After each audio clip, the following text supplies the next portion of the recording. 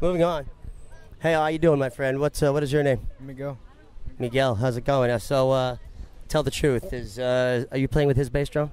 I originally played that bass, but we switched. You switched? Are you happy about the switch? Not really. All right. I think we have some issues here that these guys are gonna need to work out. And tell us, was this your first instrument, your first choice, the bass? In the drumline, yeah, but I originally played flute. Oh, you played flute. Do you still play flute? Yeah. Excellent. Do you have a preference, bass drum or flute? No, I actually like both. You like both? Excellent. How often do you get to play the flute? Like every other day.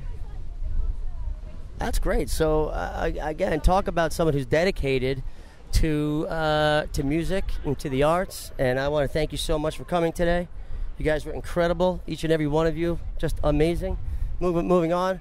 Last, certainly not least, tell us your name. Carlos Sapone. Carlos Sapone. Carlos Sapone. Another. Tell us about your involvement with your music. Well, my music has definitely changed my aspects of life because, being with the drumline, it showed me that not only has it shown me discipline, but it's also shown me teamwork. And it also relates to this instrument, since you see we have 4. If we all hit it at the same time, it's one sound. But if we all hit it differently, there's a change. So that's showed me that working together is sometimes better than just having like distortion and stuff. That's interesting. I think that that metaphor certainly can be transferred in many other avenues of life. I mean, people working together and, in a sense, trying to hit the same note. And it's amazing the power that can have when we do work together. Do you play another instrument as well? Is this your sole instrument? Yeah, basically, yeah. Excellent. Well, you're great at it. You're great at it. Thank you so much. Again, thanks so much for coming out. Really, really appreciate your time. Ladies and gentlemen, the Santee High School Drumline absolutely rocked it today, made the day a much more powerful event. Thank you, boys, gentlemen, for coming out. Much appreciation. All right, and again, this is Stephen Baxter, and I want to encourage everybody to get out there and to vote for Measure E.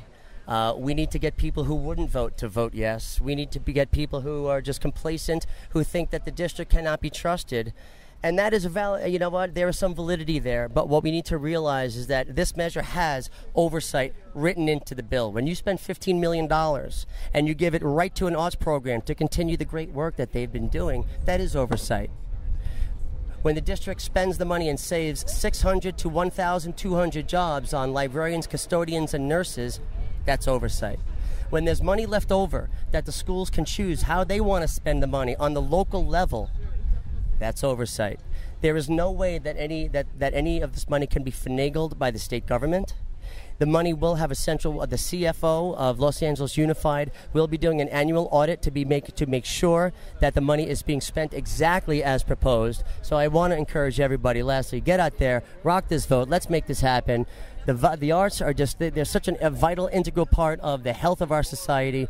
What greater barometer is there than the health of the schools in our community? I can't think of one. Some people say that it's, a society can be judged by how they treat their prisoners. Well, I disagree. I think the health of a society can be judged by how we treat the future of our society, the children of our society, the future of our society.